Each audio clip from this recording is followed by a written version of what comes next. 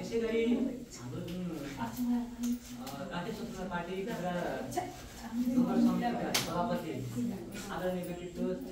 श्री जितेन्द्र शाहजीलाई पनि आसन ग्रहण गर्नको लागि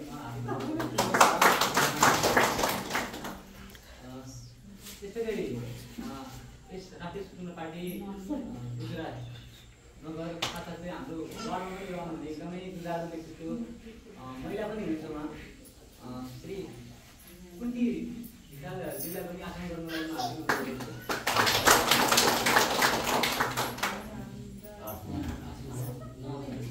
यसै गरी गुजरात नगर समितिका चाहिँ सदस्य श्री आसनजीलाई पनि आसन गर्नु लागि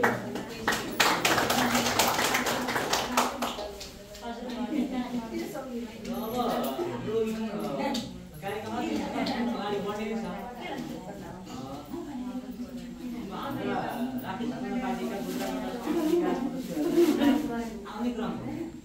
जारी रहन्छ र त्यही मूलभूत रूपमा जुन हाम्रो चाहिँ राष्ट्रिय स्वतन्त्र पार्टी हाम्रा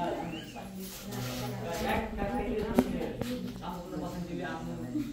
भनाइ र हाम्रो पार्टीको उद्देश्य लक्ष्य